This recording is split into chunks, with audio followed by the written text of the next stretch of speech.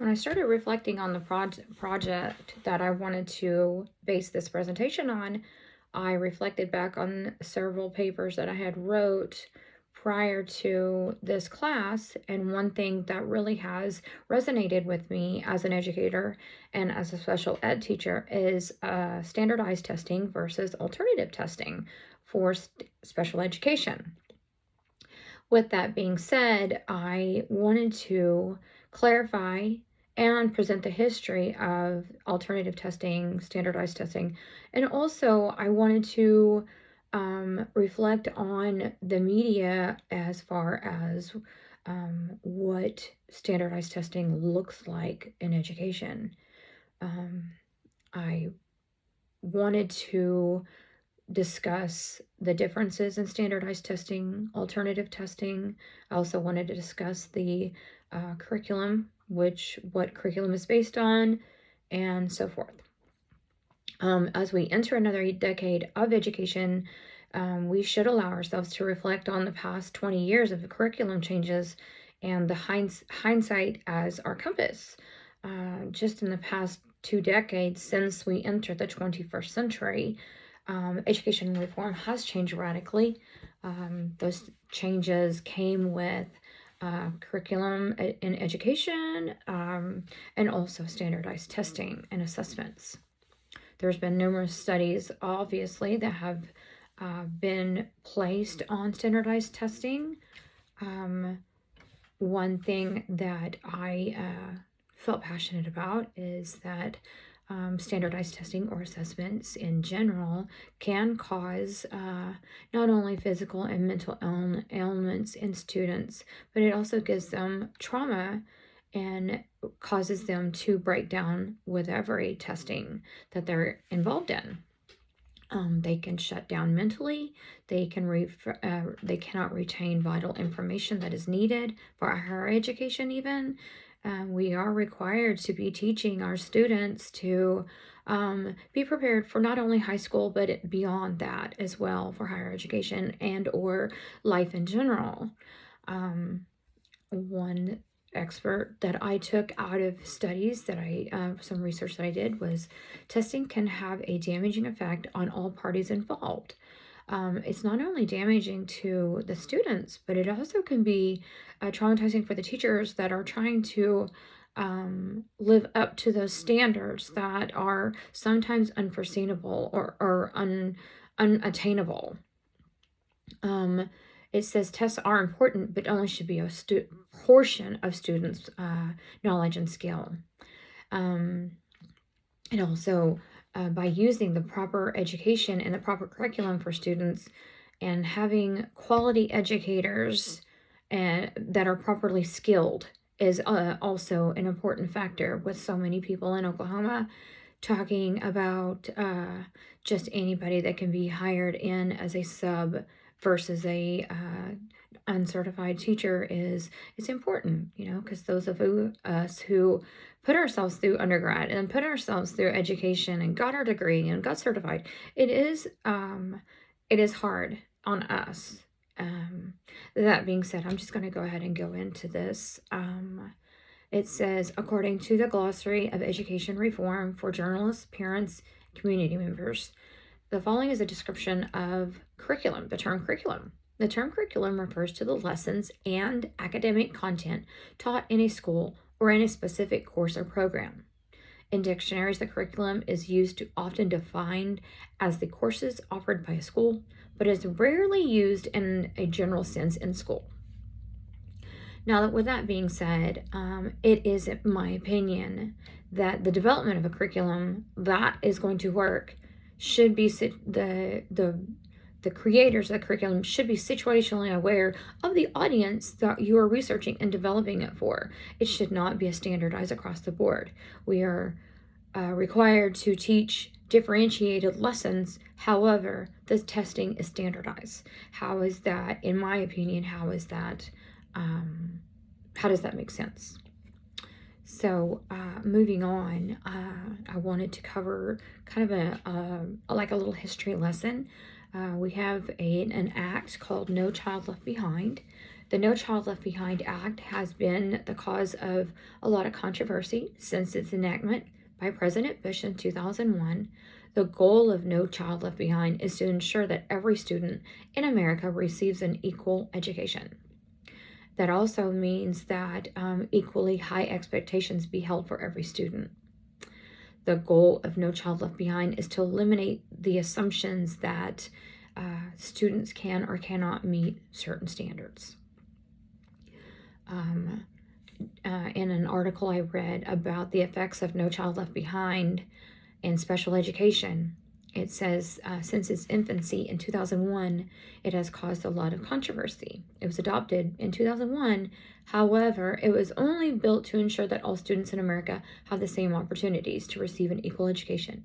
We are not receiving an equal education if we are requiring the students to take the same test. Education reform, after entering into yet another decade of education, it has become so obvious that we should allow ourselves a chance to visit all aspects of assessments and standardized testing.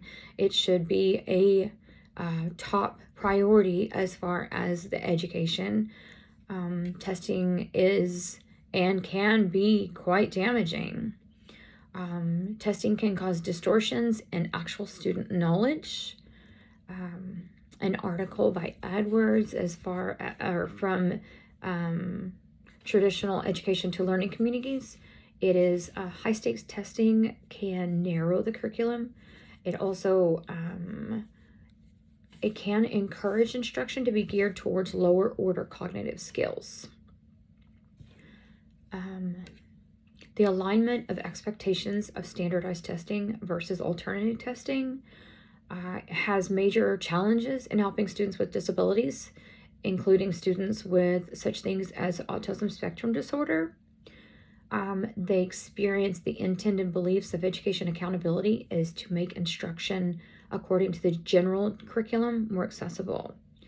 I personally am a special education teacher, and the curriculum that I am using currently versus the curriculum that I used in my gen ed classes before I was a sped teacher, it is not anywhere near the same.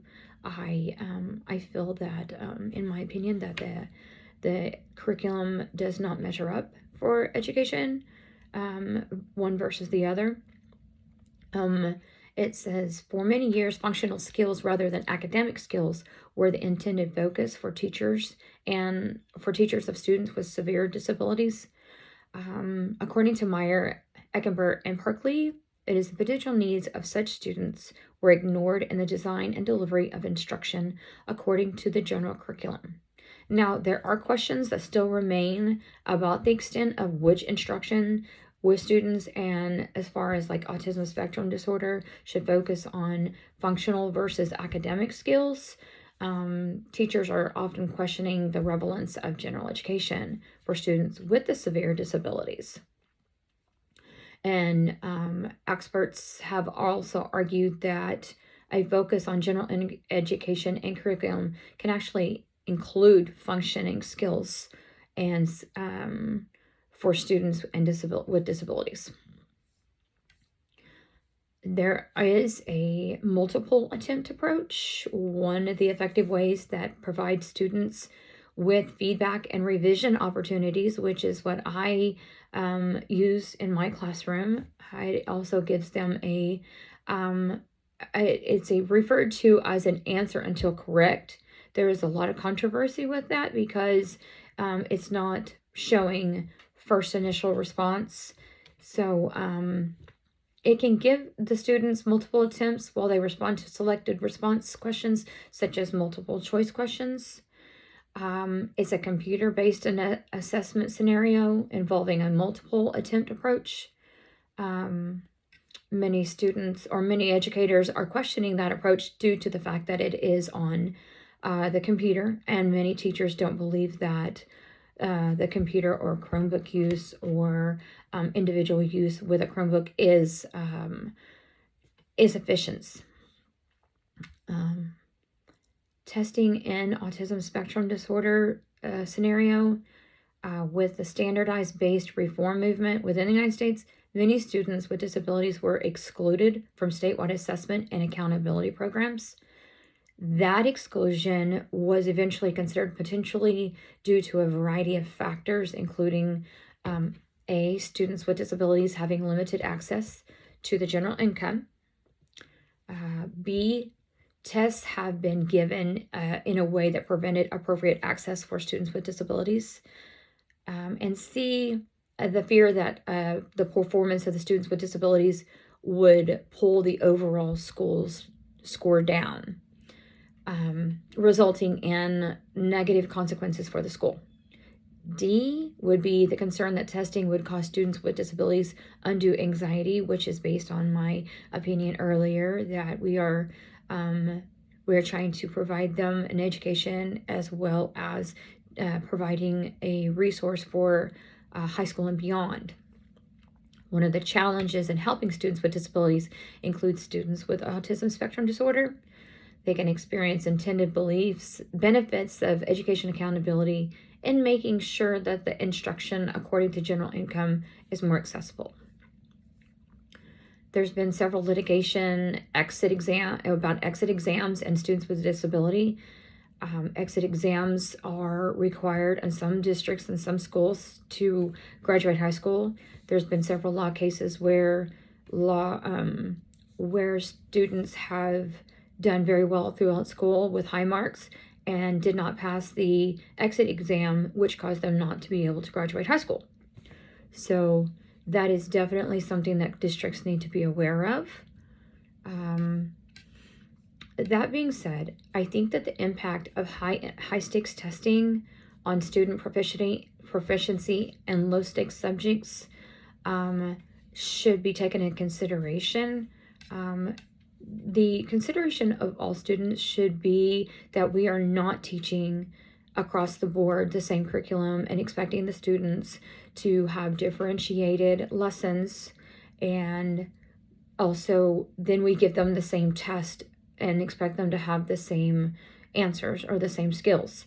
We are not providing enough information to these students to have an equal education, and that is why I chose this assignment as my passion. I feel like there's a lot more to learn. There's a lot more to research, and I am really looking forward to pursuing more information on this subject. Thank you.